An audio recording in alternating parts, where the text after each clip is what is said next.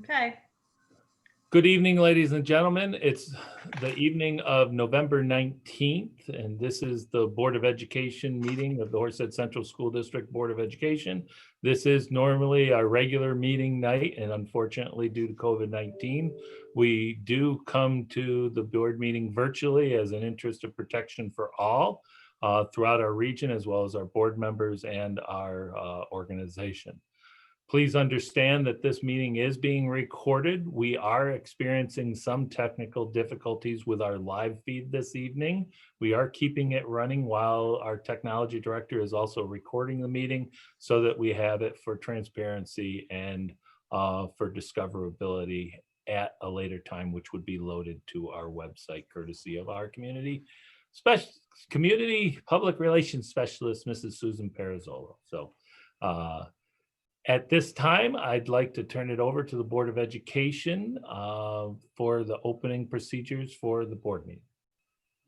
Okay, thank you. Can I have everybody please stand for the pledge and take yourselves off mute? I pledge allegiance to the flag of the United States of America and to the republic for which it stands, one nation, under God, indivisible, with liberty and justice for all. Thank you. Okay, so we're coming back from our executive session. And so we'll get started with approvals on the minutes. We have up for action. We have our Board of Education meeting minutes from October 15th, as well as the emergency Board of Education meeting that we had on October 21st, continued on October 22nd. So can I have a motion, please? Second. So moved, sorry, so moved. In a second? Second. Thank you. Any questions, comments, any items to discuss?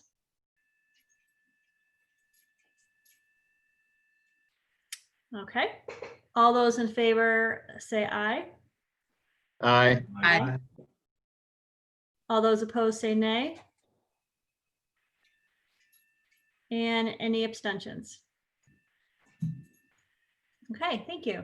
Now is the time that we would open it up for the community for questions. Given the fact that we are virtual and we're doing this online, we can't actually have people asking questions live, but Dr. Douglas does have some questions that people have sent to him prior to the board meeting, and so he'll go through those questions and answer those. Yeah, I have a couple questions. Some of them are more statements. One from a gentleman who is a retired teacher, but also has family that works in Big Flats, as well as is looking at the ongoing COVID nature going out. And we had a wonderful discussion, but he also emailed me again today, and I bring it to the board's attention.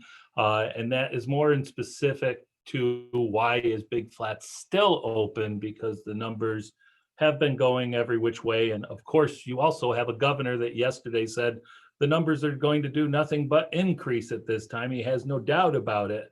And then the question was, should we consider reversing our decision of Big Flats being open while it's in the green zone? I did write back and tell him that I would cover it, but unfortunately it is under the direction of the governor. The board could make those decisions, but the board had that discussion at the last meeting. And with Corning now going to fully green, Big Flats is surrounded by green zone as well, except for the yellow and orange of Chemung County. So I just wanted to bring that to the board's attention, and that has been followed up by an anonymous letter, but I don't usually respond to anonymous letters. We need to at least have somebody's name, address, and phone number, but was along the same exact lines. Unfortunately, they wish that we would take a more aggressive role and move Big Flats to remote, especially at this time. So a couple of issues there. I did want to let the board know, because I heard some questions in the community about Regents Exams. Obviously, Regents Exams in January have been canceled at this point. However, there's questions now internally I received a request, but didn't go through necessarily all the channels. And I've talked to that individual, and they will be going through the channels to talk about final exams, because we do have board policy that says we have final exams as part of our process. Now, what happens is I will tell the board as well as the community, we are trying to work on that. Most of the departments, especially at the high school, are working through and developing their final exams. Others have more challenges than certain key departments as well. But I know as they're working with the building principal within their departments, as well as our curriculum and our assessments and professional development for our high school, that we will come to a reasonable resolution at the end of the discussion period. However, this discussion just started as of yesterday, so it has not had enough time to go up through the ranks yet, but that is moving forward. So just be aware that grades, especially with commencement grades, become tenuous because you don't really have the same format, but we're going to try to make sure that we still move education forward the best way possible is reasonable for all. So I just wanted to let you know that. There are some questions out there about athletics. If we're still in the orange zone, if we're still in the orange zones, athletics is not allowed to participate. Even in the yellow zone, there are restrictions to it. Do we want that? No, we are waiting on the state's actions in regards to athletics, because obviously January 4th is coming up, but you can see across the state, they're taking issue. One of the questions that I did receive was about the issues in section 5 and section 3 on mask wearing, because there was some section 5s of Boca, and I think it was, wasn't Jasper Juiceburg, but I think it was Avoca and Prattsburg. They actually forfeited their sectional game because in their county, they basically have said the masks are to be worn even during play. The only way that the masks are not worn is if there's a medical necessity that prohibits it, as a child cannot determine if they can take that mask off, nor can a parent, and nor would coaches be given that decision. It has to be through medical. So what happened is that's caused the problem where people are starting to worry, if it comes here, what are we going to do? Because we're on recording, obviously we'll have to talk about this in the future as well, but the rules in the state, so that the public know, clearly say that masks are supposed to be worn at all times, even on the playing surface, unless unable to be tolerated is the word. We've asked, and everybody's asking the state to define unless to be tolerated and by who. And the reason being is there's liability, both for the team you're playing against and both for the kids that are on your team, as well as the child who is usually a minor on potential infection. So that has been the brouhaha in the state right now, and it's caused people to forfeit. It's caused sectional championships to be rerouted. So please be aware that that's going to be an issue. We're waiting for guidance from the section as well as the state, because it's really a medical determination, not an individual preference. And a lot of times, like in Steuben County, I know the county executive and the county health director said, nope, people will be playing with masks on. And that's what forced some of the issues across the states. Different counties did different things, as well as there's some schools that says we're not playing with a mask. At this time, we're trying to be safe. So it's a no-win situation no matter what. So one other question that we had was about snow days. We just had snow. What's going to happen? Well, with remote learning, there are no such things as snow days. But I will tell you that even during all of this, we at least probably have 4 days that I will try to use them sparingly, but we cannot run up against the 180 in the hour issue. But if we have a snow day, I'm going to look at it, because every now and then the kids and the staff just need to have a little time. So I will use them, but make sure that we comply with our state requirements for educational service time. So just be aware, be cautious. If you don't need to go out, don't go out on the snow days. And teachers, we will look at it as we go forward there. And I'm sure the students will put their caps on backwards and their PJs on and probably try to drive as many as can possibly be this year. So that's what we had for questions that are out there. I tried to hit them in a general sense, so I didn't call anybody out. Mr. Conklin. So if there's a snow day, what does the staff do? Well, right now, if we did have like a major weather event, we got to always consider safety. And one of the things we have told staff is to be prepared at any time that we might have to be remote from home. So they should be regularly being prepared at any time. We could switch one way or another, just like at the governor's whim, that could happen as well. So we have to be ready for that at all times. And now with the weather, it makes it heightened a little. But every now and then, like if there's a major snowstorm, that's happening 6 to 9 to 10 o'clock during the day, we got to remember people still have to go out. And I know the adage is, well, everybody else still has to go to work. That is something that could be at play, but we want to make sure we keep everybody safe. We're in a unique situation because we have Big Flats open and we have the rest on remote. So if, say, I had a snow day and I had to close Big Flats, I'd really shift them to remote. But unless the weather's really, really bad, could people still come in and access their classrooms? I would probably leave that to the teacher's discretion on just those select days.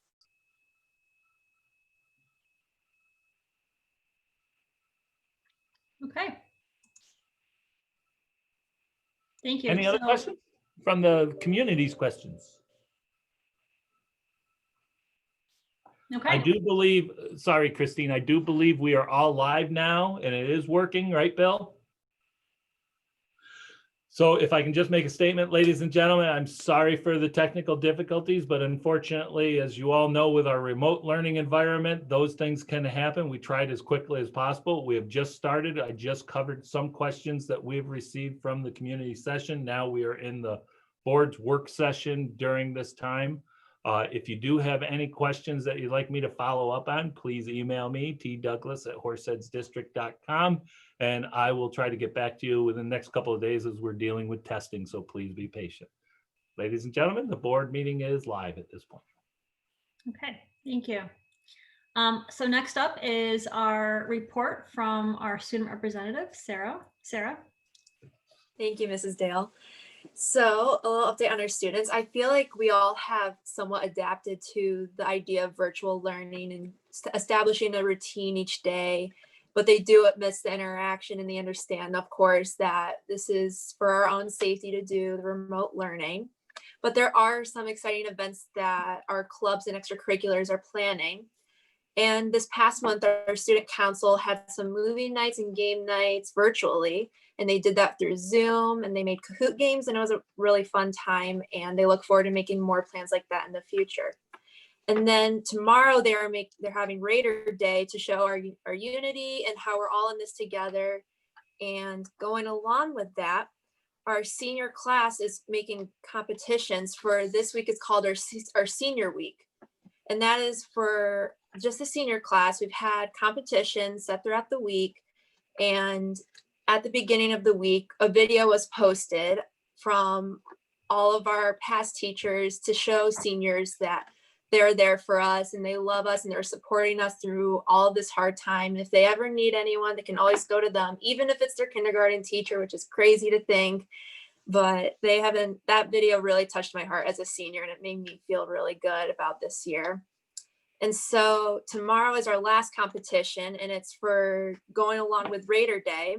They're going to give a prize to the rowdiest Raider, the one who is most decked out for the day. And we will also be announcing another winner to one of our competitions. And so there was a lot of questions that the senior classes had with the parents and students. And we were planning to make a car pep rally for the senior class. And we're working with administrators to plan this and make sure it's safe and approved. In order to do this, we have to wait for the approval from the health department, Dr. Douglas, and our administration faculty at the high school. And we have to make sure we follow the guidelines in order to do this.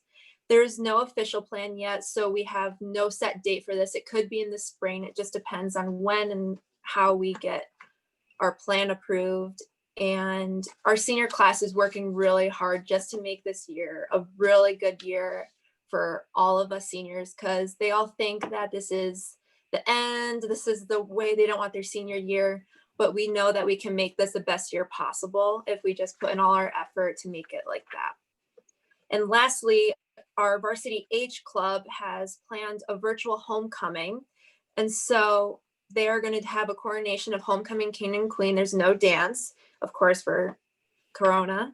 And then this week until next Tuesday, teachers have the opportunity to nominate students for homecoming king and queen. And they will be announced after Thanksgiving, starting on Sunday up into Thursday that week. And then students will have an opportunity that following Friday, December 4th, to vote on who they want homecoming king and queen to be. And after that is announced, there will be a safe crowning of the king and queen that after school that following day. That's all I have. Thank you. Thank you so much, Sarah. And thank you for being upbeat and positive. I know, to you and the rest of the seniors, this is really a tough year. And I just appreciate your outlook on things and trying to make the best of all of it. So thank you for that. And to all the other seniors as well, because there are a lot of amazing ideas and a lot of positive attitudes. So thank you. So next up, I'll turn it over to Dr. Douglas for the superintendent report. We don't have any formal presentations at this time, so we'll skip that part of the agenda and we'll move to Dr. Douglas. Yeah, out of an interest of just reviewing, we'll try to hit some of the items that we covered from the community as well in regards to the community questions that I've received. So please, if I forget one as I go through it, because I've got a list that we've got to talk about. One of the things obviously that's on everybody's mind is how would you say the COVID-19 data in the area. So if I think I can share, I'm just going to give you a little update. So I'm going to share my screen. Mr. Giancoli, can you enable sharing of screens? And this is sort of the data you saw at the last one, but it's updated and I can take you through it rather quickly. It won't take that long. Our numbers have been coming down in the region, but not coming down as much as they should. You should be good to share now. Thank you. This sheet that we have right here is a tracking document we've been doing really for a while now, but this part goes over where our rolling averages in the county, as the county is concerned, is right around 4.05 to 3.47, depending on the daily numbers. And that's important because we have to be below 3 from what we're being told to make sure that we can come out of just the orange zone. As you can see here, this is just Chemung County. The positivity rates, if you notice, when we went down, it was at 7. It's taken this long, and right now on the statewide data, we're around 3.9 on both matrix. So we're in that same area. The problem is this area here on ICU headroom is what we're being told, is that our hospitals are really being inundated in this area. More testing is needed to drive this number down. That is not us, but I can tell you this number bumps down on the county matrix every week when Elmira Heights, BOCES, and Horseheads test. We have a very low positivity rate in schools. So the orange just means that's what color we're in remote. The only other comparison I'm giving you is right now is our neighbors Steuben. Here's where they are. Notice they were on yellow, but they were placed on green about a week ago. They were at 2.3 to get from yellow to green. And they were in yellow because they were up in the 3s. The hard part is Steuben is even aware of this. They're heading back up. So they have something to worry about, just like we all do to try to suppress this. And then lately, everybody knew that Broome County just went to green as of, I believe it was yesterday. but you can see the data. The positivity data was going down, and then it started going up. Here's where they were yellow. For some reason, they're at 3 and they put them in the green. So the reason I show you this is really because we just don't know what the governor is going to do. We are at the mercy of the governor's decision on the data. I know Chris Moss, our county executive, has been working, and these are all the cases in our county. But I just wanted to show you over here, the last column is just the Horseheads district. And basically, this is where we need the help of the community. Right here is the town of Horseheads. It's been going up and up and up. It went down, but now it's going back up over the past 2 weeks. Same thing for the village. It's sort of stuck in a certain number, as well as Big Flats. So we have to be aware of that these are the numbers. In other words, the governor said a lot of it is within our control. Everything is within our control, but we can't just hide under a rock. You can see our lowest number was 22 in the middle of this, but it's constantly gone up since then. And now it has nothing to do with the prison system that was in here at first that had that. And I can tell you, last not least, if we look at this, ours has had an impact on safety and security here. Our district staff totals are now only 1 positive, 3 direct contacts for this week, 4 indirects and 1 symptomatic. When we look at students across the elementary and secondary, very low numbers there, mostly symptomatic, and only 1 positive. Now, that's just a look at the week. As they're recovering, this is really what we're looking at, is because you recover over a 2 to 3 week period. Our actual numbers with staff are about 2 staff, 7 that are direct contacts, 5 to 5.5 that are possibly considered of issue. But these numbers are way down from where we were, which precipitated us not having enough staff to remain open. And then we head into the orange zone when we were about to come back. The big thing about the orange zone, just so that everybody knows, is the requirements. In the orange zone, if the school district is to attempt to reopen, they must test 100% of staff and students in a 7-day period. And it's really a 5-day period because you're not really testing on a Saturday or a Sunday. The more challenging part is these tests take 15 minutes or longer. Even though they're rapid, there's only so many hours in the day, and we would have to perform on 100% over 3,300 to 3,500 tests in the district in that 5-day period. We don't necessarily have all the staff to be able to do that. Now, the issue is, and I know Elmira's board talked about this the other night, that they are looking at trying to prepare for testing 20% of the staff in the yellow zone if they can get there with the county's number. The other problem is the county can't guarantee us all the tests. And right now, the county has basically indicated there is not enough tests for all districts to test at 100%. So no districts would be moving forward at 100%. That sort of puts us that we need everybody's help just to get us to the yellow. To complicate this more, the governor has changed the rules on the yellow zone to the good. If we can get the yellow, we have 2 weeks to test 20% students and staff. And if students and staff test below that 7-day rolling average, we no longer have to test and we're open. Because the governor has recognized that schools are not necessarily the issue, but the governor is not going to change the zones, is what we're told. So at this point, we're at the mercy of the governor, and we're at the mercy of really the community's infection spread or lack thereof, and it takes time. Remember, anytime the number goes above that 3%, it takes another 4 to 6 days to bring that number back down. So it's a law of averages. So we need everybody's help. So that you know, to try to get individuals that could help us to test, we have put out an RFP to testing agencies, but there could be a significant cost to try to test 100%.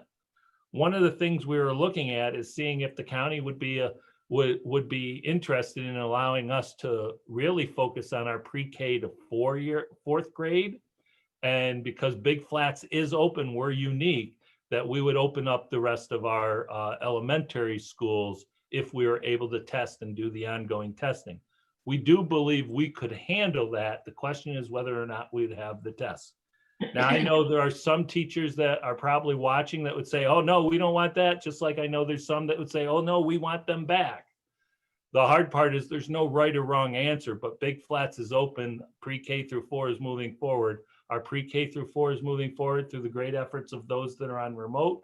But we know it's better to get those kids, especially the youngest ones, back in for 2 solid days of learning versus 5 on remote. So that's something I would ask the board to weigh in on a little after I get through, just because of the fact that it is something that if we want to shoot for that, we need to start planning on that, because we only have so much time between now and the 2 breaks, less than 3 weeks. And we don't really feel that the governor's going to change us between now and Thanksgiving. So we're really looking for, if we're going to do something, it has to be right after we return from Thanksgiving. So that's one piece.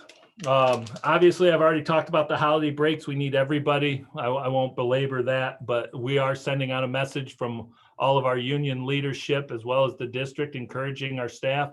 We know you want to go and see your families. We know kids and families want to go see their families for Thanksgiving. I can't emphasize, and I can't say it anymore, it's not the best time. But people are, and I think that's what the governor is saying, people are going to do what they want to do, but it does have its consequences, and that may be consequences for our schools staying in remote. So I would just put that out there. One of the things I talked about earlier on the community question was about athletics, which I'd bring up to the board again for the interest of transparency. Some of the key issues are really schools playing other schools. Masking is the key issue. In the state's guidance, students are to play with their masks on, and only if they're unable to tolerate. The question really is, who decides unable to tolerate? A minor cannot be in charge of that decision. A parent cannot be in charge of that decision on the team, because it holds liabilities for the schools that are playing, as well as the school that the child's at, as well as the child from the other schools. So there's always some legal part to it. And obviously it is not up to the coach, because the coach cannot have personal liability, and the coach will not direct students. They will comply with the state's rule. What we are asking all the superintendents across the state is asking the state to give us some guidance on it. What we've heard is it should be the student's doctor with the final say of the school's doctor, no different than the APS process. And there has to be a medical necessity of why that child could not tolerate the mask. Other than that, everyone would be expected. Some counties have gone about and actually put in, no one will be playing without a mask covering their nose and mouth. We are not there yet. We're just learning from Section 3 and Section 5, and it's caused schools to have to actually forfeit games. And it's caused school among school. No, we won't wear a mask. Yes, we will wear a mask. We won't play you if you don't. So those are some of the key issues coming up that we will hopefully get guidance on from the state. In addition, some of the other things was whether or not Big Flats should be closed now because cases are going up. They are in a green zone. Corning area has gone from yellow to green. The board made its decision before, but we've been asked, as I've said earlier, by some community members, could we reconsider that? Regents cancellations I also brought up, and that we're working on trying to make sure that our high school transcripts, our grades and final exams are being worked on throughout, so that we can try to keep in mind COVID-19, what it's done, be fair to the students, fair to the staff, but mostly make sure education's going forward as best possible. There's lots of construction happening from the cafeteria getting closer. The library and the courtyards are getting closer to being sort of sealed up, and the link would be starting soon. And if people have noticed, they've been working on the field. It's not for a positive reason, but it is for a long-term reason, that we were getting ready to have the turf go down, and some testing revealed that the top layer could not meet the specifications for draining. Our local contractor, which is Edger Incorporated, has been very good about it. Matter of fact, they've stepped up to address it immediately. They have even basically, in this type of situation, sometimes you have arguments and discussions. There is no argument discussion. They said, we've got to take care of this. And they've been doing that over the past 2 weeks. They're expecting to finish and have the testing potentially tomorrow on the final graded field with drainage.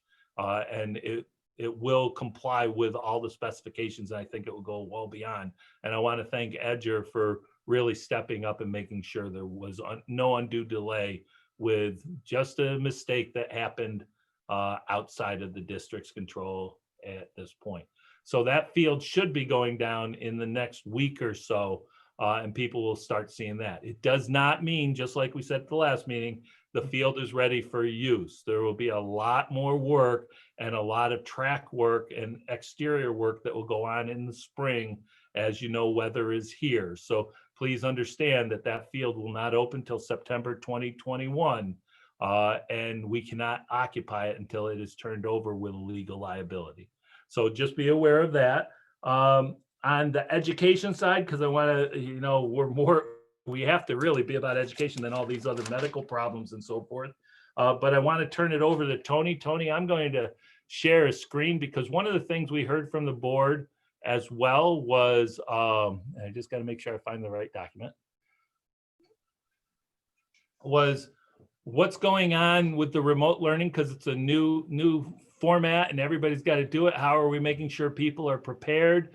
And I know I have Tiffany Owens here as well with Tony, but these are some of the professional learnings that we have offered and are continuing to offer. So Tony, why don't you take us through that?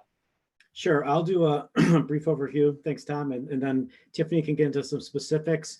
Really, as we know, the key focus, key areas of our work is curriculum, instruction, and assessment. Tom made a comment to some of the assessment work that's going on, conversations that are ongoing.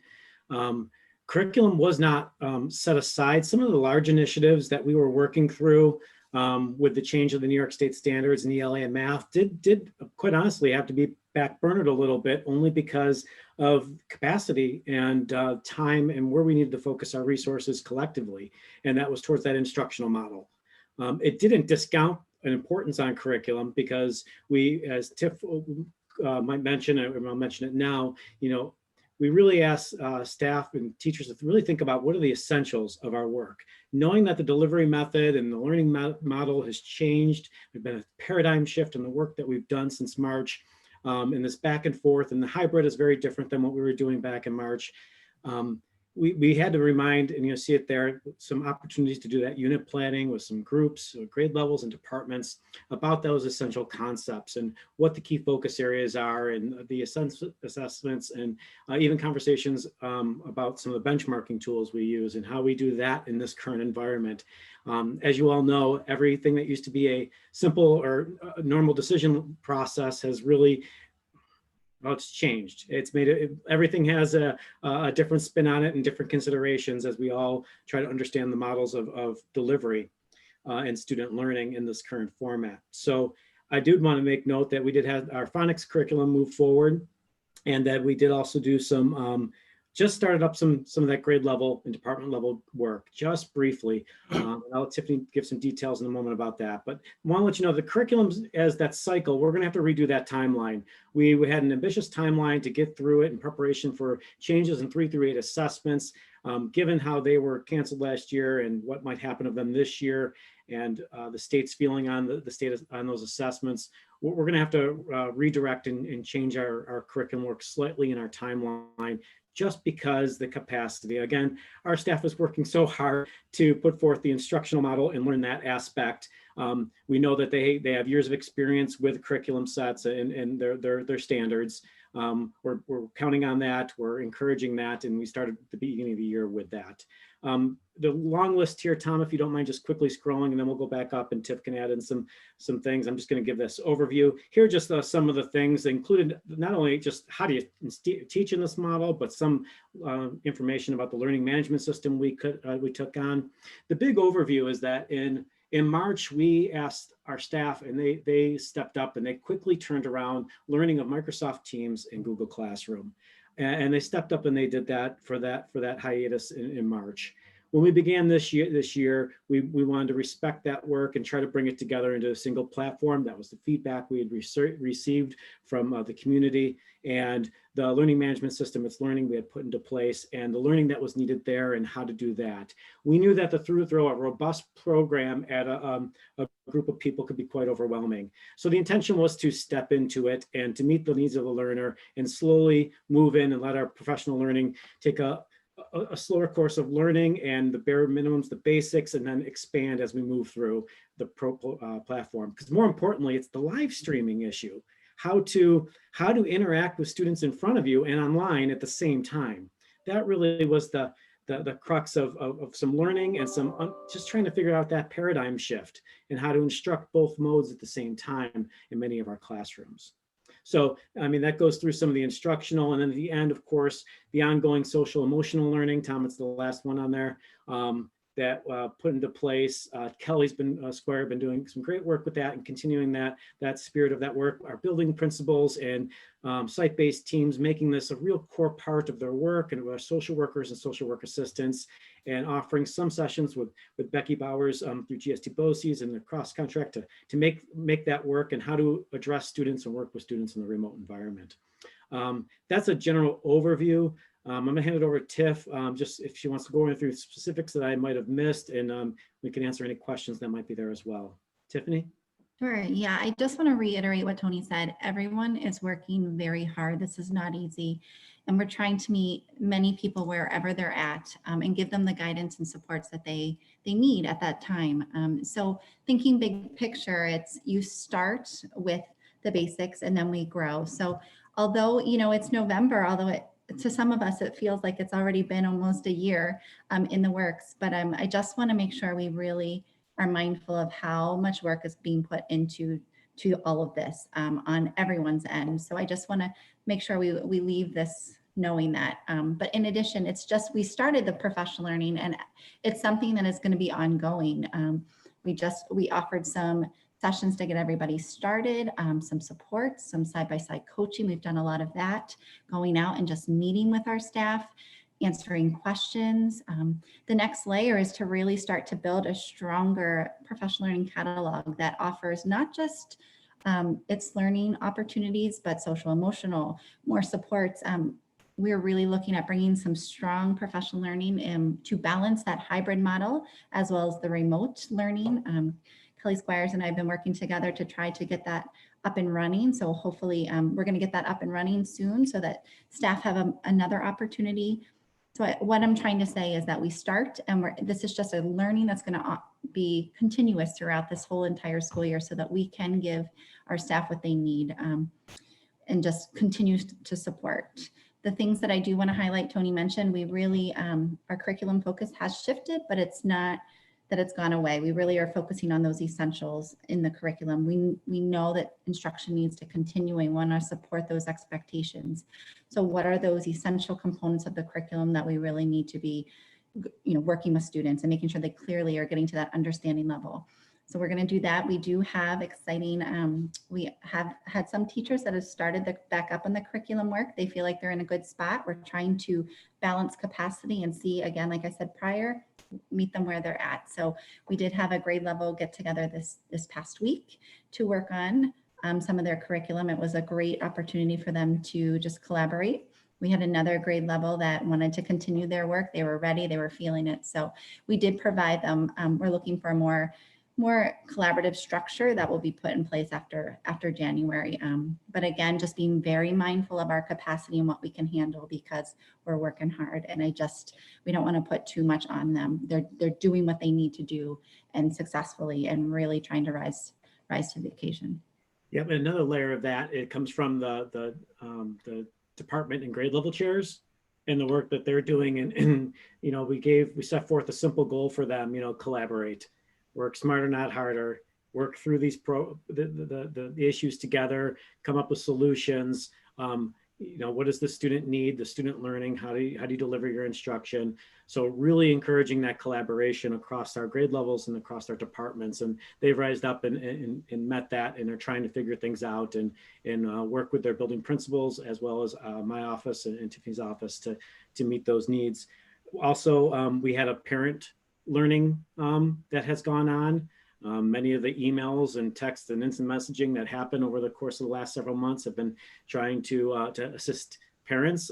I could speak, Tiffany's had the calls, and I know Bill has as well, where they call somebody and it ends up being tech support. You know, the first thing that I think we ask sometimes with people is, did you turn on and off your computer? And then, you know, we think it's going to be an issue with a platform, and it ends up just being they can't connect to their Wi-Fi. So we're supporting all sorts of tech assistance to the community and parents and students to help them be able to connect to our program and be engaged, and for the students to be engaged. We also had the opportunity to bring on additional BOCES support 3 days a week to really just focus on that parent and community support for the It's Learning platform and the tech issues, any tech issues that they might be incurring. Bill's done a great job to also provide connectivity and deal with connectivity issues, including Jason Johnson at the bus garage, and they continue to work through those to ensure all our students have the ability to connect. So we can do all this stuff, but if a student can't connect to the program in a remote, what's the point?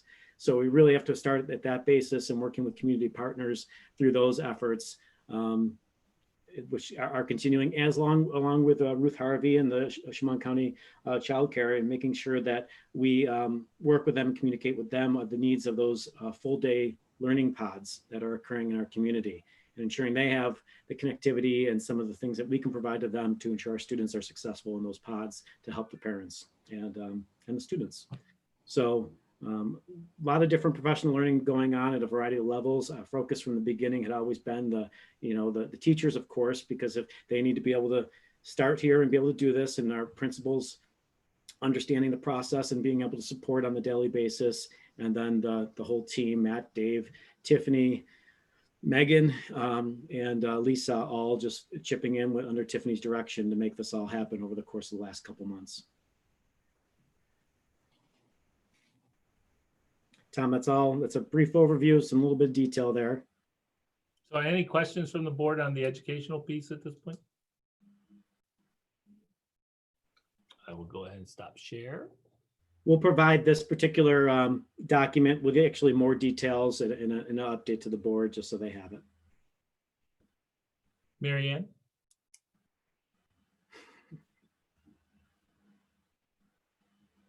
They're doing a wonderful job. It's amazing. Credit to all of the staff and the teachers. Wow, I'm impressed.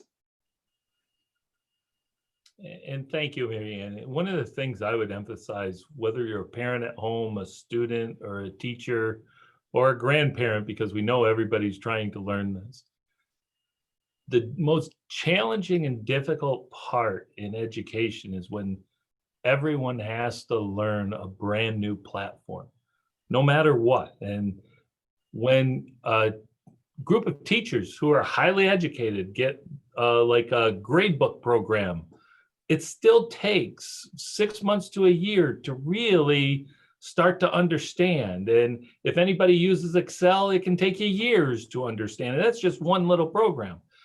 Our complexity with It's Learning is a wonderful management opportunity, because it provides us greater flexibility for the whole child, the whole teaching program, and the on-hour, off-hour contact and resources at your hands. But it is a program that teachers will not learn in the first couple weeks of school, the first half a year of school.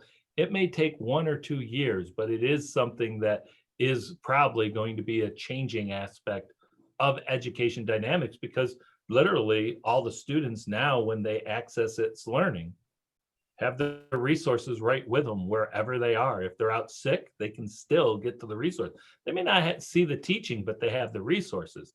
And if there is learning that we have and we consolidate in it, even in the future, what happens is hopefully that makes an instructor's job that much easier instead of trying to always catch individual students up because of illness. So there's always the difficulties and there's hopefully the positives that will come out of it.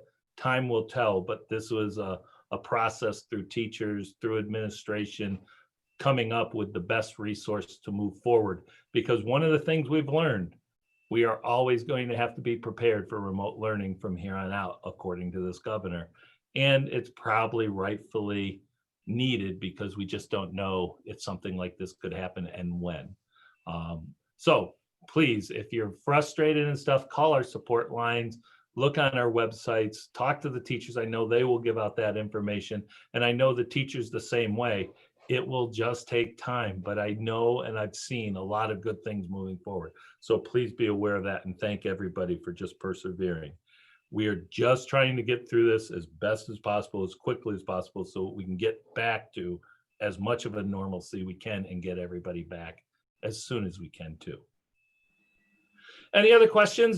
The only thing I have is just on the testing platform. What are your thoughts or anything that I would ask questions?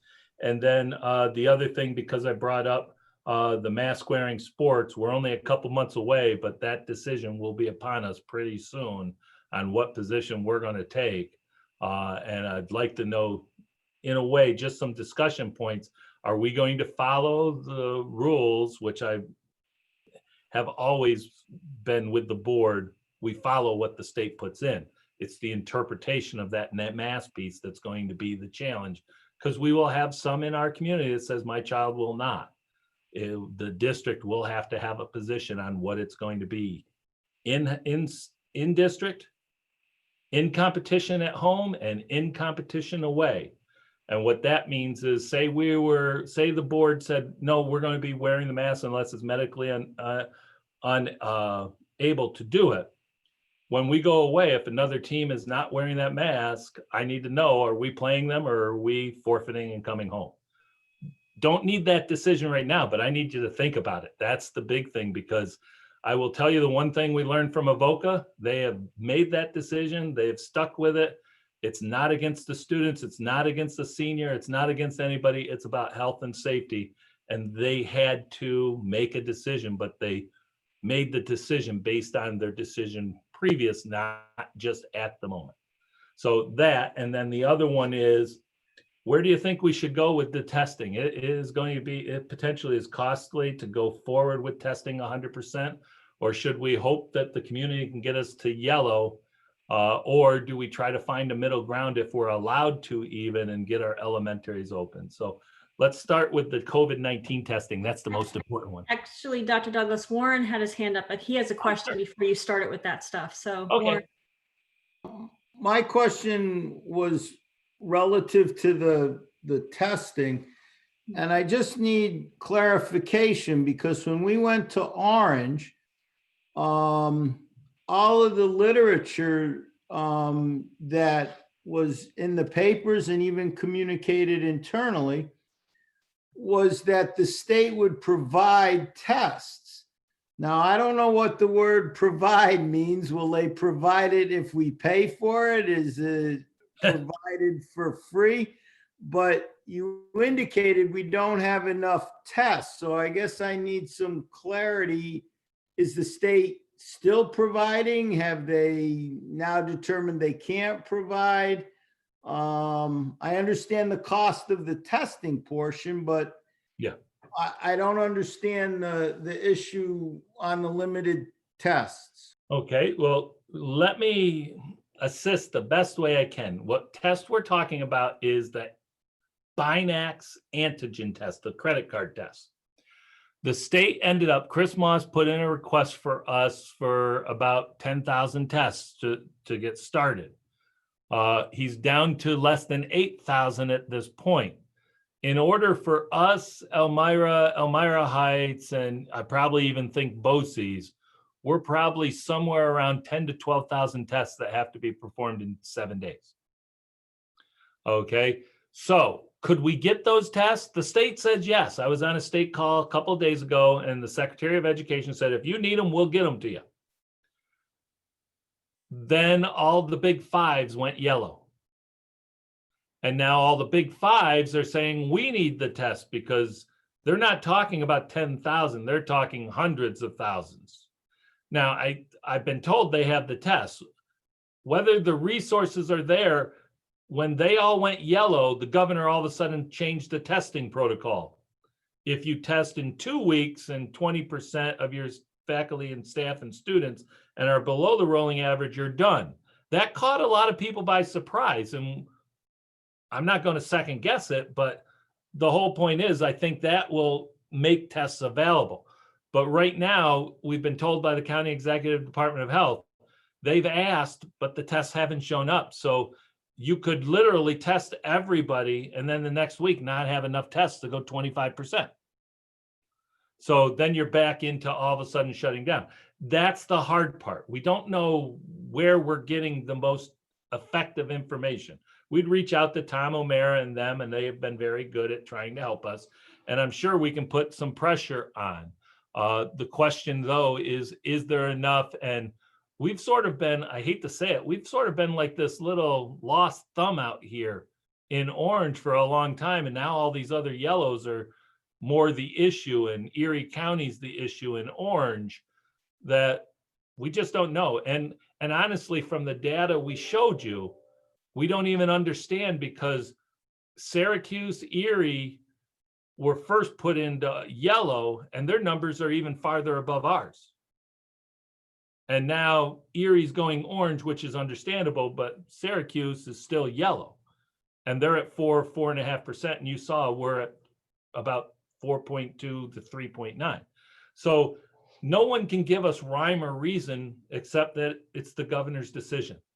So that's what we're worried about. And I think that's what the health department's been worried about, just because on the calls, they say they don't have enough. They've been told that they can get them, but they can't necessarily say 100% for sure that they can. So hopefully that roundabout answer gave you the best that we know, Warren. Thank you. That's what I needed to hear. Yes, Mr. Lynch. So kind of following up on Warren's comment, and I'm very disappointed too, because we were one of the pockets of orange. We only needed, as you say, maybe 10 to 12,000, and everybody could have been tested. And we could have done this 3 weeks ago if there were enough tests. I just don't understand how it's been made comment after comment that these tests are readily available. There should be millions maybe for New York State, or at least hundreds of thousands, because we know the big five are going to need hundreds of thousands, probably 5 to 700,000, whatever, million plus. And it's just disappointing that we could not get 12 to 15,000 3 weeks ago when Chemung County was mostly placed in orange. I think it's appalling. I guess following up on the question you asked us, I guess I would try to line us up as quickly as possible if we can somehow drop to yellow, post Thanksgiving time.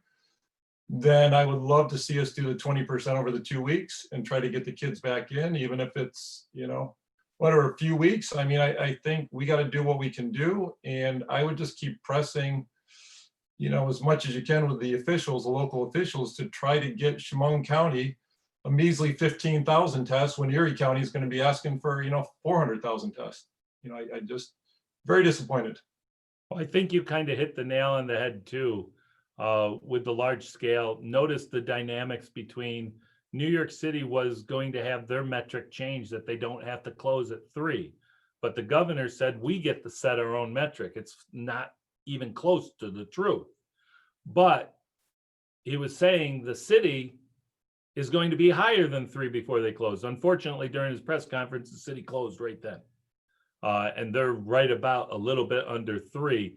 But they would be placed in an orange zone. I don't see them placing all of New York City in the orange zone, because if 2.2 million kids have to be tested in a 7-day period, how do you do that? So Why is the metric different because of density there versus density here? They have more teachers, more nurses and everything else.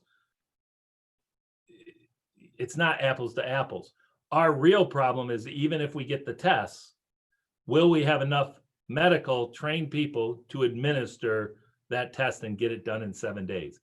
That's where we need all the help because we cannot come back. If kids don't come and get tested, I can't say that we're at 100%. So our in-person people would have to be 100%, or we'd have to move them to remote so that those that came and tested could come back. Others, Doug? I would support us contracting with an outside agency if necessary to get us back to in person, get the testing done. I think it's vitally important that the governor has apparently softened his stance on how quote unquote dangerous these areas are by allowing after only 2 weeks in a yellow and allowing testing in the first place to get us into in-person in orange. So I don't know what the costs are. Obviously, any vote on that would be contingent on the cost, but I would be in favor of expending additional funds to make that happen. And we do have, Katie, can you speak to the RFP?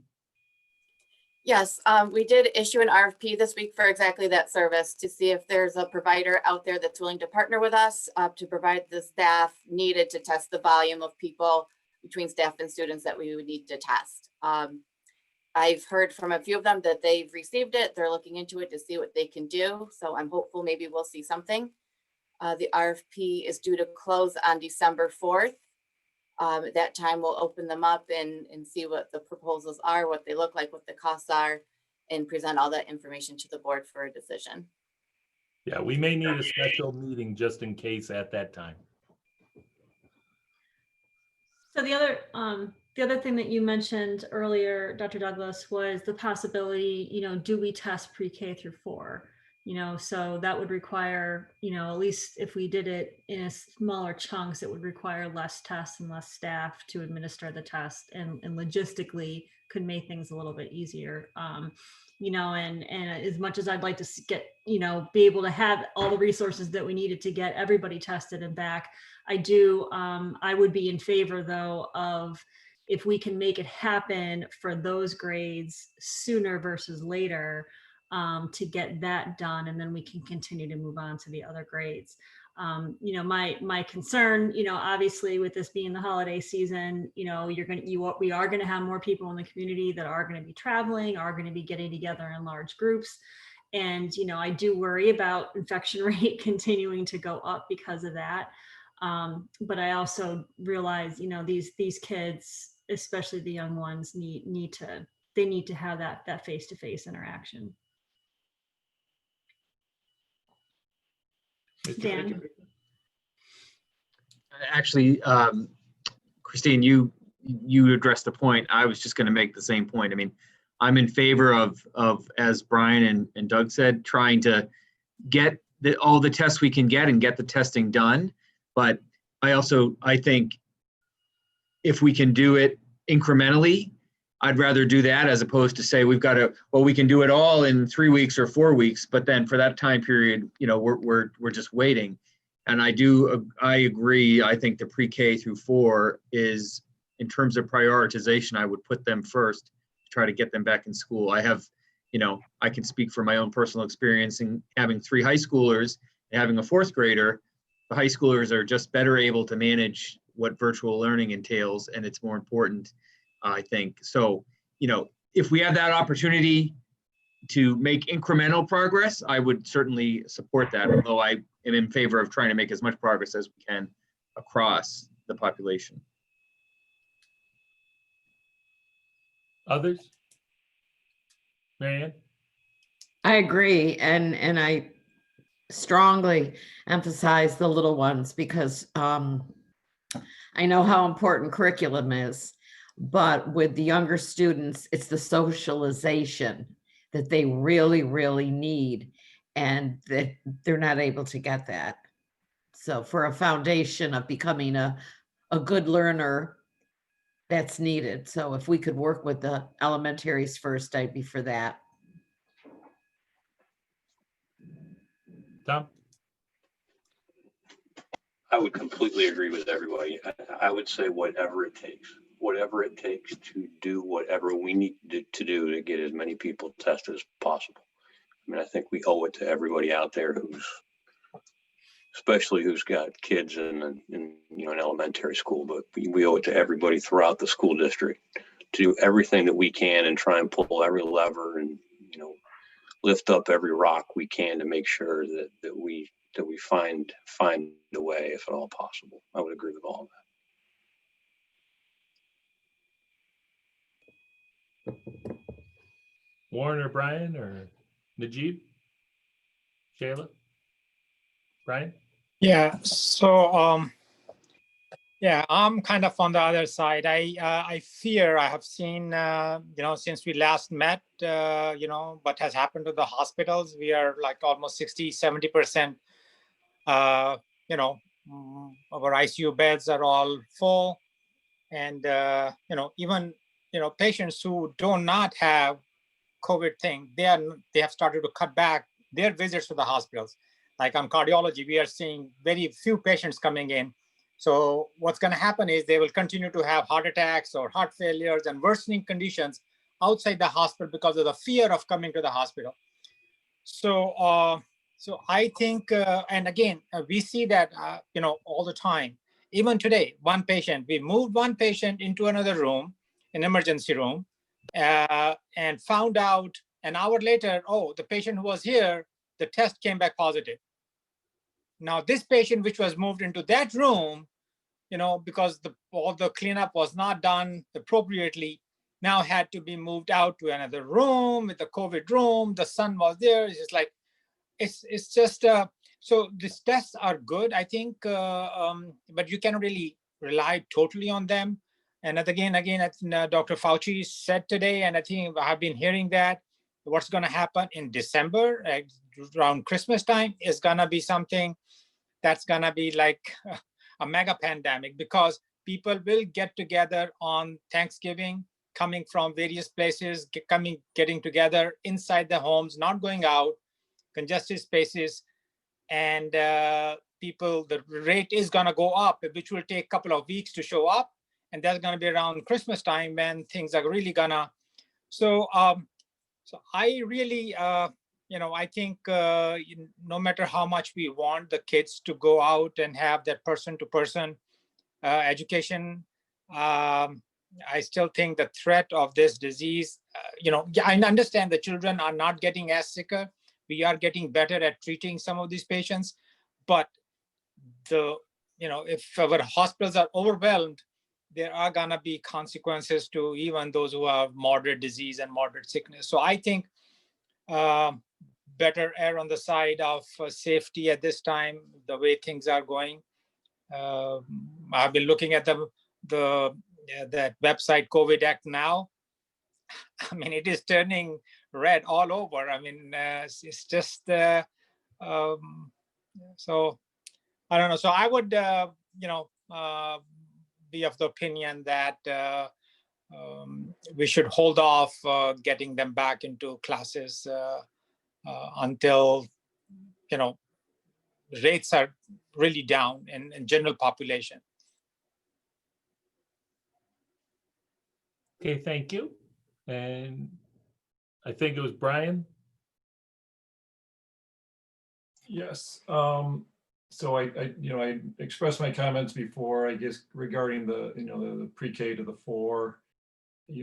I'm with the others, Christine, Marianne, that I think if you could do the testing, I would like to see that done, if possible. I know I heard the statistic on the news last night in New York City. Obviously, they're very concerned. They are above the 3%.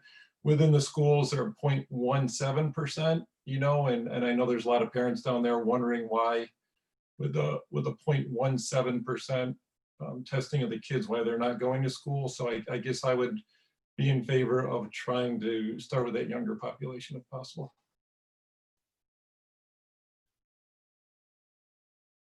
Shayla, Warren, anybody else? I'll just say I'm still reticent. Based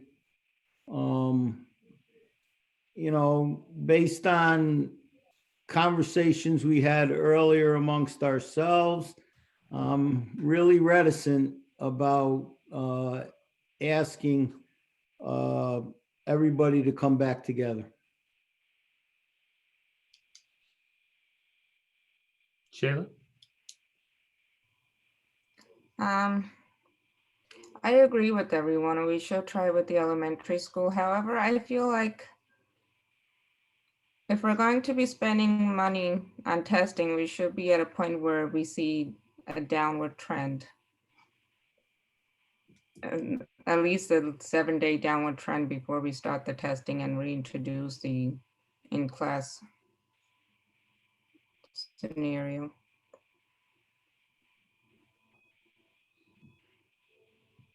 Yes, Brian? Has there been another parent survey, Tom? I was wondering if let's say, you know, whatever, you have a certain population that is going to keep the kids home no matter what, and maybe there's another 10 to 20% that choose that way. So maybe we're looking at less tests. And do we know those numbers, what we're looking at maybe? Yeah, we did conduct, because what happens is with this type of testing, you do have to get consent. The younger the child, the more that's really, really important, because as a nurse or as a person, even though this test can be somewhat self-administered, pre-K through 4, we want our nurses doing them. But mom may have to be right there alongside of them. You know, I think our high school students would probably say, hey, you can do it, or the parents would be fine with that, or they would say, hey, I'll do it myself. That, I mean, because adults can do it themselves with no problem. It's really the front part of the nose, and that's it with a Q-tip. But the survey, we had to go out and ask for, would you give us their consent?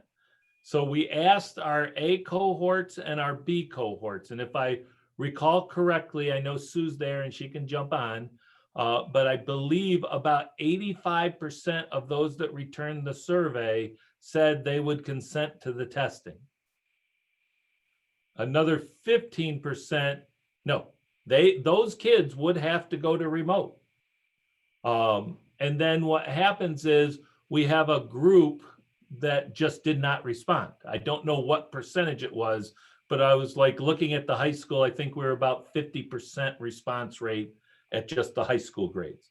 So we had about 500, Sue, about out of the 500, did most of them say they would consent? We haven't broken it out by school. Who said that's not as easy? We have to delve into the numbers more, Okay. breaking it out by school. But I think it was about 600 at the high school, and they Yeah. have a little less than 1,000, I think, Right. on hybrid. We know that, you know, so we're missing about 400 responses there. If they don't respond, we have to move them to remote. So as you can see at the high school, 40% of the high school, if they wouldn't give us consent, would be going remote. So now we're bringing in even less kids, and we will test less, which makes it a little easier, but it forces a lot of education to be on both platforms constantly. So in a way, that's sort of what happened. Like I spoke with Mike Gill over in Elmira Heights. They had sort of the opposite. From what I understand, they had about 50 to 68% say they would not consent to testing. So that's why their board said, we've got to get to yellow or get to green, and then we'll come back.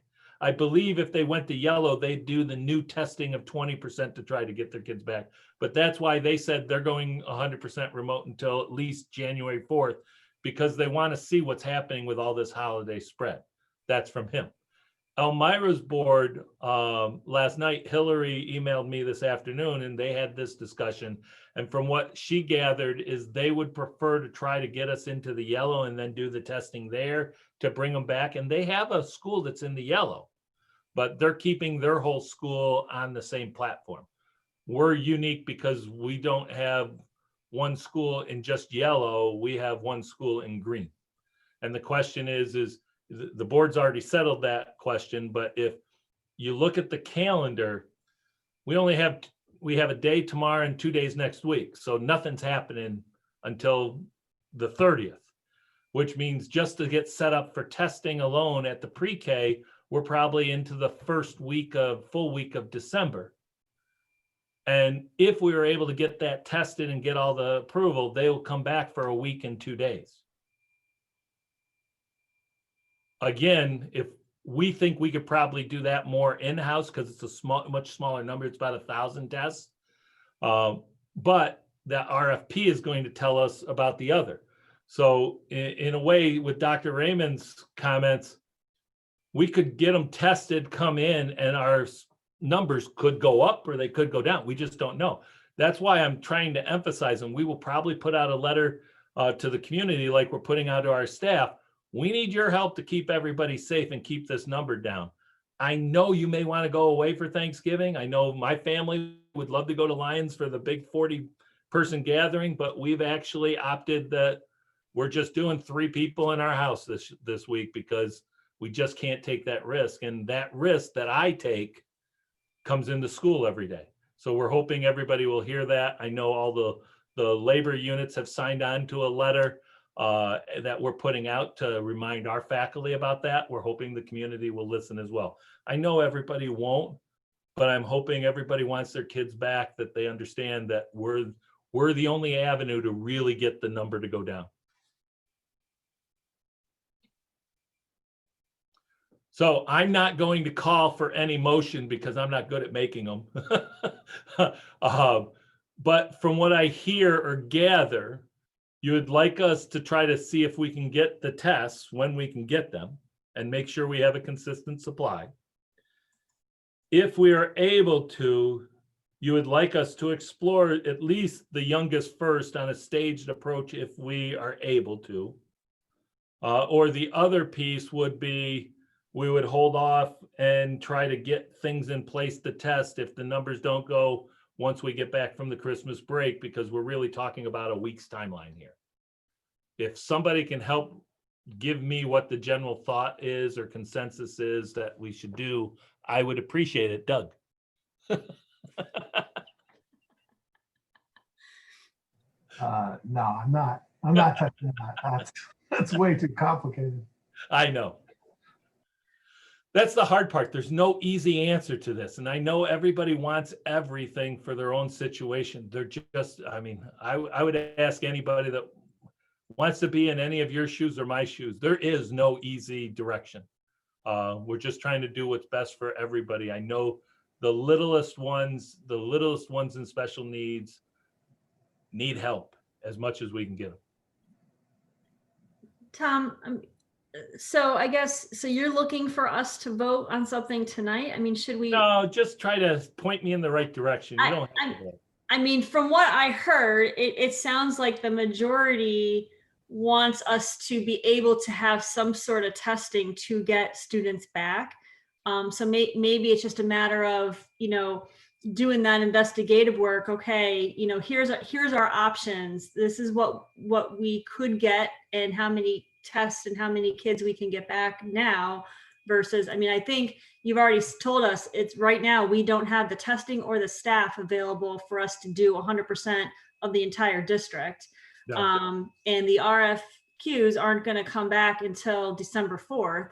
Right. So, I mean, we don't even have the ability to even take action on anything like that. So, it sounds like it's more of a, from what I heard, it's more the majority would like us to see something happen to start getting students back. So maybe that's kind of where you go. Am I correct in that?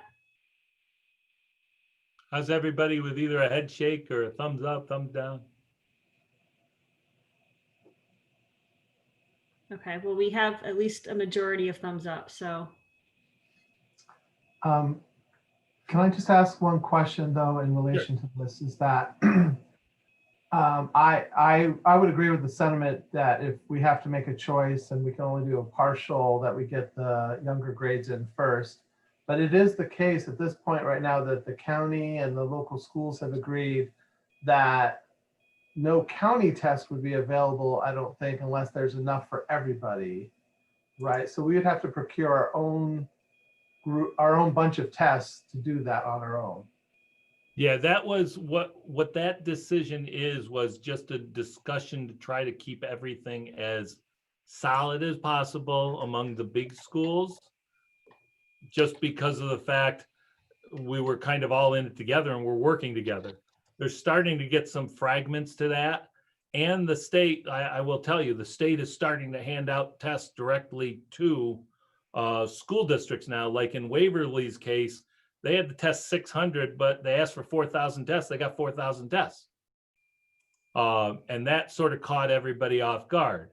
Now, we have to be careful about what we can provide for other private and parochial schools.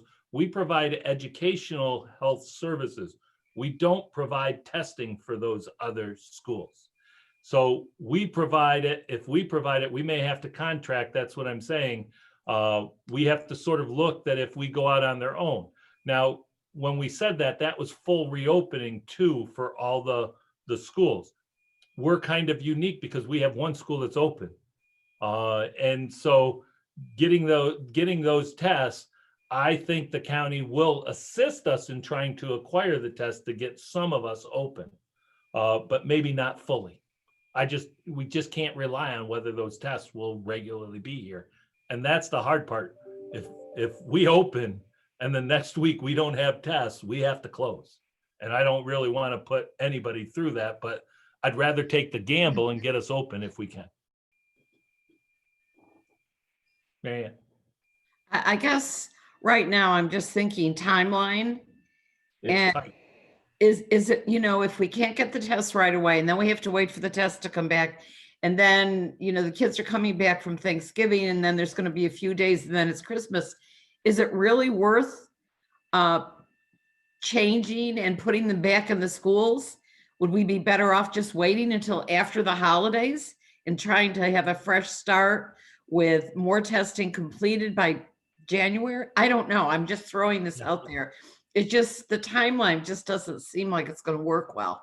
Yeah, the timeline's difficult. I mean, we have a meeting tomorrow morning among the individuals. I've put Bert and athletics in charge of it right now, with Sean McDonough helping with supervisory over it under all of us, and Mike Coughlin, who I don't have to worry about facilities. That will get taken care of. But we have to come together and look at the logistics. And you hit a good point, Marianne. Even if we stayed orange between now and the infection rate goes up all the way to the end of December, which is a possibility, or say we drop to yellow sometime during that time, we cannot do testing until we return. So even if we were orange and we had to do full testing, we couldn't do full testing until that first week we're back. Because I disagree with the state on this. They say it must be 7 days. You have 7 days before you open, and you must complete that testing in the 7 days. Well, if I started this past Tuesday and finished up next Tuesday, I did it in 7 days. I can't help that school's off Wednesday, Thursday, Friday. And if I could, I'd bring kids back on Monday. The problem is the state says, no, you can't do that. Because it must be 7 days and then you're open. So it is a timing issue. With the little ones, that's the hard part. I think if it's the little ones, we have to be prepared to get the little ones done that first week right after Thanksgiving, so at least they get 2 to 2.5 weeks with their teachers. Is it worth it?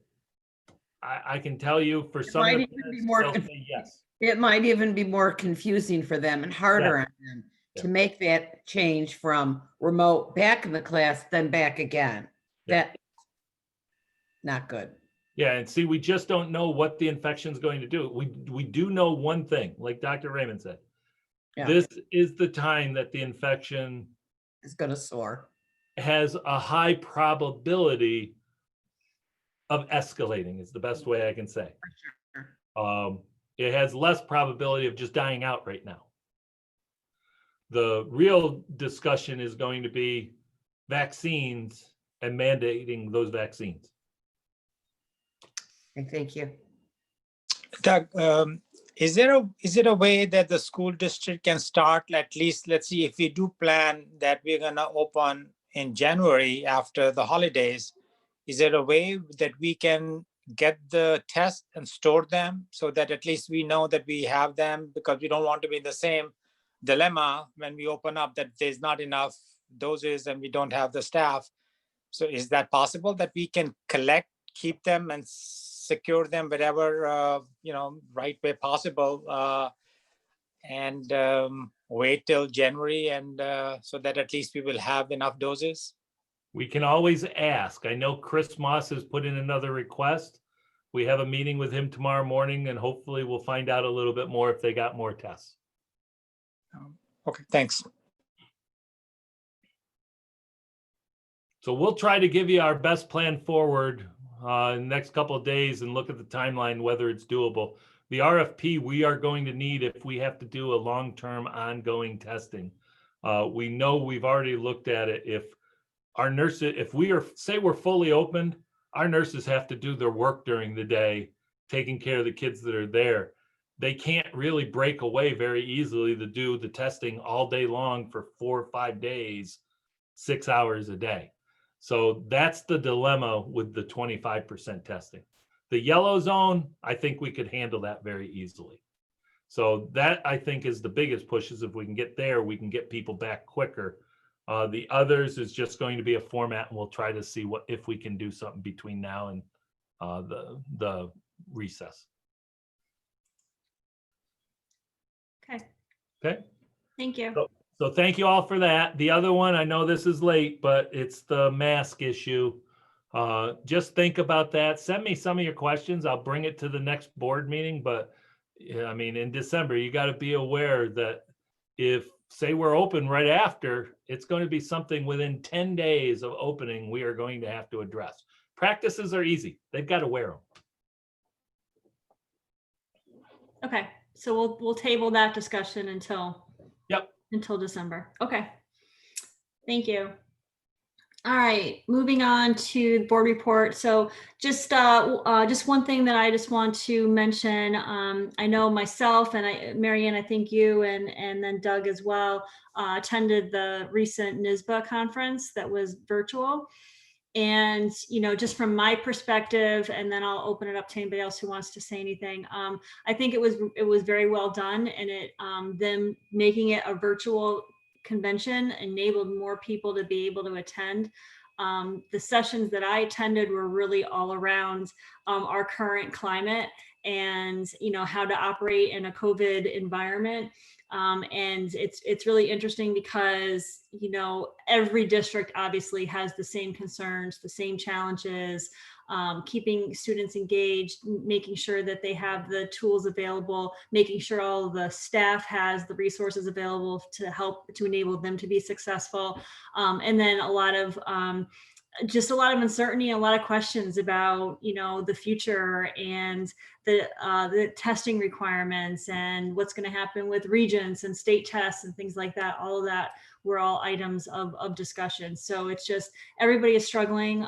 Everybody has a lot of questions, a lot of concerns, and there's really no right answers out there for anything right now.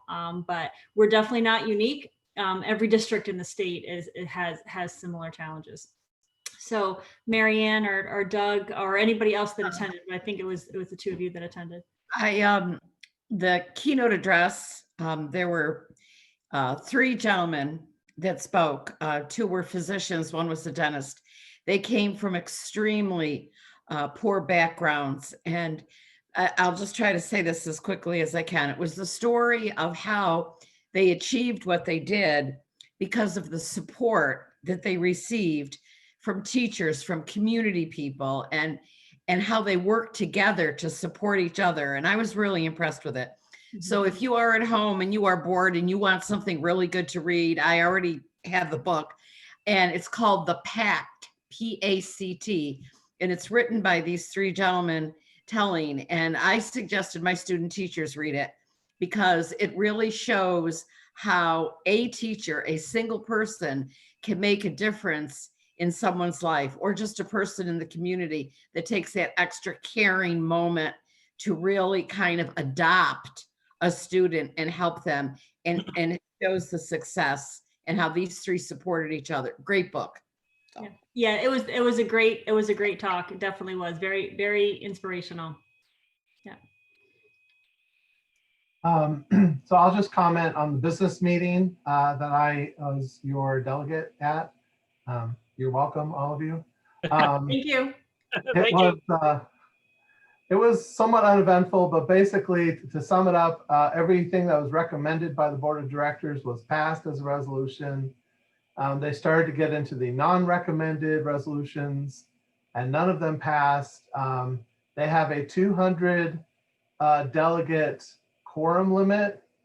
And so towards the end, you can see the numbers going down on the meeting, and the cats were starting to get out of the corral, and they actually had to call the meeting once they got below 200, and that was it. And we were in the middle of voting on something. They said, "Nope, sorry, we lost our quorum," and goodbye.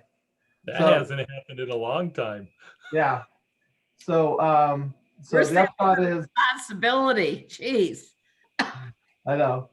I'm like, well, I could end this meeting. I could give myself some free time just by getting out of this meeting right now. But no, so everything that was recommended was passed. Nothing that was not recommended passed. Okay, thank you. Doug. I don't have anything else. So we did not have an audit committee meeting this past month, but there was a policy committee. So if somebody wants to, I think, Doug, do you want to give that report, please?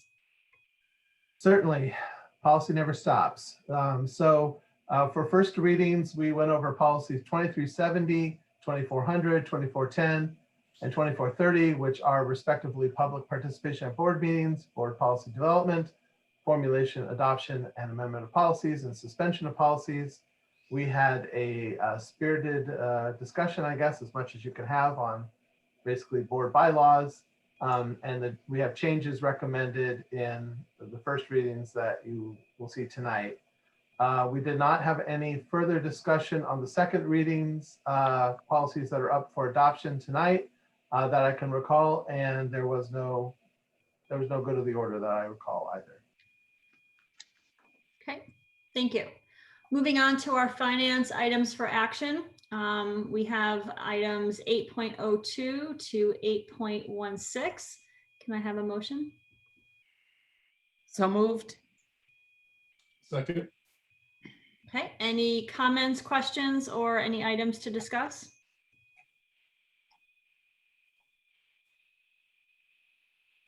Doug? It was really close. I almost got to vote on this again, but we do have item 8.12, which is the BOCES cooperative bid resolution. So as a BOCES employee, I'm going to abstain to avoid the appearance of impropriety. Okay, thank you. Any other discussion? Tony? Just a quick thing. I think this is the, there's an action 811, I think, on this one. Is that correct, Katie? The Wells Fargo? Yep, that's 811. Yeah, so just a thank you to Sarah Diaz-Ardino for that work. It's not mentioned specifically, but just a thanks to her. Okay, thank you. Okay, Katie? Sure, just one thing with the tax collection report. That's a report that requires board signatures that goes back to the county. The county does require original signatures on that form. So we'll have it here at Hibbard Road. If you could each take a minute when you can and stop by and sign it. If it's more convenient for you, we're happy to head your way to get that signature. So just reach out to me or to Terry Clark and we'll take care of it. Thanks, Katie. Okay, all those in favor of 8.02 through 8.16, say aye, raise your hand. Aye. All those opposed, nay. And abstentions for Doug on 8.12. Any others? Okay, thank you. Personnel items, we have 9.02, our HR recommendations, and 9.03, the ratification of the tentative agreement with the Nurses Association. Can I have a motion? So moved. Second. Okay, any comments, questions, discussion? Dan? I have a question in regard to the HR recommendations item N. There's 2 coaching resignations. And I'm just curious, I mean, I'm not trying to get into any sort of specifics, but does the district feel like it will be able to, fill those positions for the spring? Is there an effort underway to address that, or is that any kind of a concern that we've got those resignations at this point? Caitlin? I believe that those resignations are because I think that Mr. Conklin already has some, I think he might have something in the works there to fill that, but it's not quite appointed yet. I don't think he expects any trouble to fill them. That's all I was wondering about. Thank you. It's Yeah, usually at the varsity- lower levels where there is some more trouble. Our varsity coach has a lot of resources that he would definitely work to get the staff that he would like in conjunction with Bert. Okay, thank you. Okay, any other questions or comments? Doug? Dr. Douglas, could you speak to the nurses agreement in terms of how you feel it measures up with other agreements we've made, and whether this is the best we can do under the circumstances and best, and especially under our current circumstances? Under the current circumstances, trying to negotiate during this time is very challenging, to say the least, because your thoughts and everything are elsewhere. The nurses have been very wonderful, stepping up to help us during these health crises, taking the lead on it. Their last contract was a 5-year at 2.75 for each of the years. We've asked them just for a 1-year rollover because we were supposed to negotiate over the summer, which made it very difficult. This 1-year rollover gives them a raise of 3%, which is lower than some and higher than some of our raises currently with all active units. So it's right in line with where we are. And then on top of it, we are scheduling time in January to start our formal negotiations on another successor agreement, which will be more of a formal negotiations. So yes, it is reasonable at this time. And we want to thank them, especially during this time, for what they do. Okay, anything else? Okay, all those in favor say aye. Aye. Aye. All those opposed say nay. Any abstentions? Okay, thank you. Next up, we have our second reading for our board policies. We have 11.01 through 11.04. Can I have a motion? If I may. Oh, I'm sorry. I missed the miscellaneous items. No Sorry problem. about that. So our miscellaneous items, we have 10.02, our CSC, CPSC, and 504 recommendations, and then 10.03, our donation from Walmart. Can I have a motion? So moved. Second. Okay, any questions or discussion? Okay, all those in favor say aye. Aye. Aye. All those opposed say nay. Any abstentions? Okay, now on to our board policies for second reading. We have 11.01 to 11.04. Can I have a motion? So moved. Second. Okay, any comments or questions, discussion?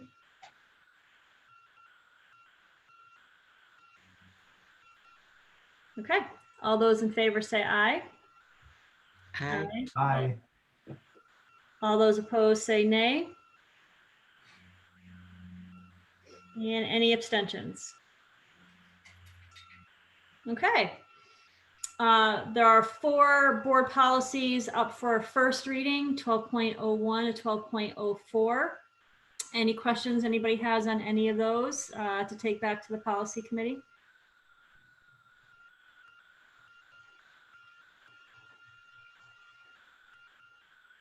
Okay, all right, well, we'll bring those back for action in December. So any, before we wrap up, any board member comments on anything? Dan? Thank you. I know it's been a long meeting, and so I don't need, if you'll just indulge me for a moment. And it's sort of I'm inspired by Sarah, because I think there's obviously a lot of stressful, negative things that we're all dealing with, which is unfortunate. But there were two things I just wanted to briefly comment upon, and I think that represent just the spirit of the Horseheads District and what everyone's trying to do to make it through these tough times. One is I had the opportunity to participate as a mock interviewer today in the 8th grade mock interview program that the Career Development Council puts together. And it was all over Zoom, and I interviewed 6 students, and I was just amazed at how well they did, even having to use the technology. And it's just a testament to what their teachers did to prepare them in the FACS class, and then all the work by the Career Development Council to make it happen. Just to, we had lemons in front of us, and everyone had lemonade, and I commend everyone for that. And then the second thing, and I was going to say this earlier, Tony, when you spoke, I didn't have a chance, but just in terms of the It's Learning and trying to use the platform, I was working from home earlier this week, and I have a 4th grader who was studying from home. And I had told him that social studies is my favorite class. And he said, Dad, we have social studies at 11:45. So I went into his room and I sat next to him and got to listen to a story about the Algonquins and their wigwams. And I was just so impressed with his teacher and her use of the platform to be showing the book on the screen and have kids at home read a passage and kids in the class read a passage, and then to be showing notes on a virtual whiteboard and for the kids to be writing in their notebooks.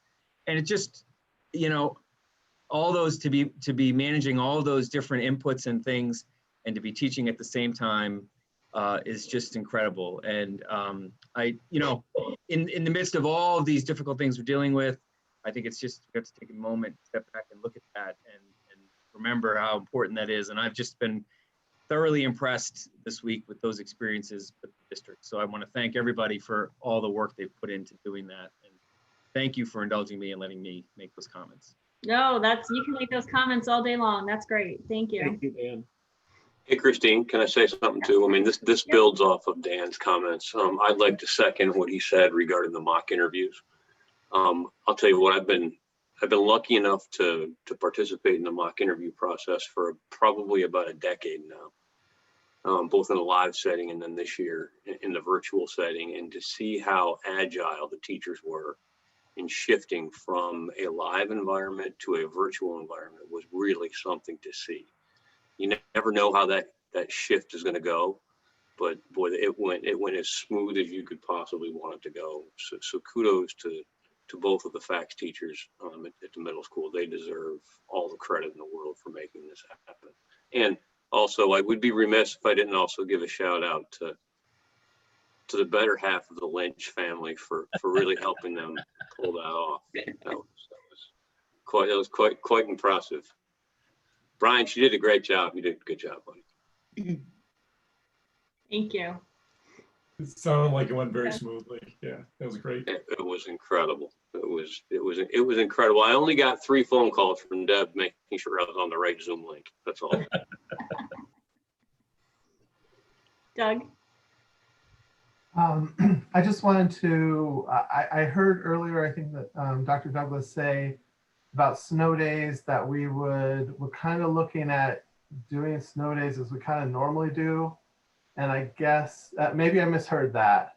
But I have 2 concerns about that. One, how do we know what a snow day is if we're not really having to get buses out there? I mean, those are a lot of things we look at the roads, how much more snow is coming.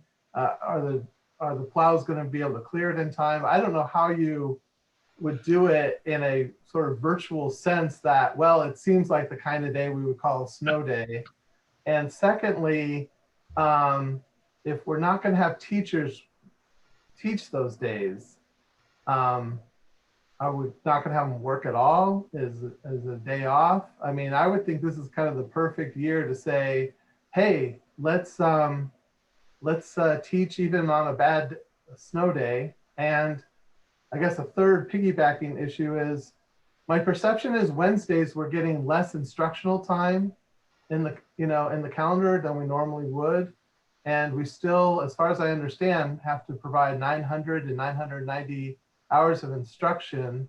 So if a snow day would cut into that if there's no instruction that day. So I know that I'm opening up a bit of a can of worms. Maybe we can table it to next time and maybe you can give me some more information. But I'm just concerned that we would put ourselves in a situation where we would potentially jeopardize our state aid.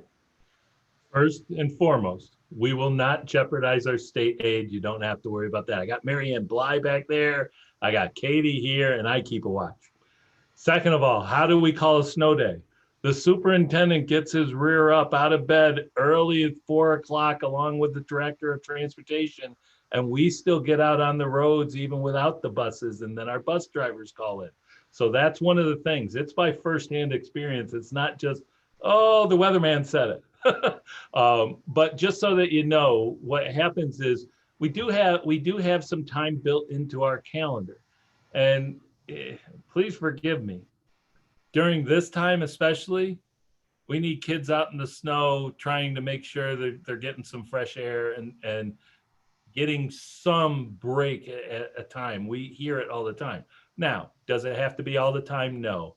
Really, we have to look at what would traditionally be a snow day where I would put people on the road, buses on the road, because the call is also about buses, but it's also about the transport of getting our staff in as well during that time. You could see a 2-hour delay. You never know. I mean, all of those are options, but the one thing I guarantee you, we will have our hours and we will have our number of days for our state aid. We just want to make sure that we're trying to keep as normal as possible, but also make sure that we look at the social emotional as well. So we keep an eye on that. We'll take care of it. But if you want, I'll call you. I know where you live. You can tell me the flatlands. I live up in a hill. Well, I'm at BOCES, I'm kind of looking forward to not getting up really early and but I guess we'll see what the other districts do. Yeah. Any other comments? I just want to say, I hope everybody has a wonderful Thanksgiving. We have a lot to be thankful for, and I hope that even though our gatherings and celebrations will look different this year than they have in the past, hopefully you're still able to celebrate with some of your family, even if it has to be remote. I saw something on TV this morning and they were showing how to celebrate, and they had a TV screen right there on the table with them. And I know that's definitely not ideal. It's more screen time for everybody, but hopefully we're all able to have some family time and stay safe, wear a mask, public service announcement, and do everything you can to keep your family safe as well. But I hope you all have a wonderful Thanksgiving holiday, and I'm very thankful for all of you and for everybody in the district and all the work that everybody's doing to keep all of us safe and keep our students learning every single day. So thank you. Doug? Just quickly, I don't know if it was planned to have Christine sign off on the have a small Thanksgiving letter that you're talking about with the associations, but I think it'd be a good idea if Christine represented the board on that. I assume we're all of one mind that let's have a safe Thanksgiving this year. Yeah. If she comes, I think you're coming in tomorrow morning, right? I am. Mm-hmm. You can sign next to me. Okay. Well, thank you, everybody. So we just need a motion to adjourn. So moved. Second. Okay. All those in favor say aye. Aye. Aye. All those opposed say nay. And any abstentions? All right. Thank you. Dr. Douglas, do you want to close it online? Happy Thanksgiving. Ladies and gentlemen, this concludes our Board of Education for the regular meeting of November 19th, 2020. This has been recorded. There was a slight technical difficulty at the beginning, so we did try to recover the information as we delayed the opening of the board operations as we were trying to take care of that technical difficulty. Please have a happy and wonderful and safe, socially distanced Thanksgiving, and please, most of all, look out for each other. Thank you. Bye. Bye.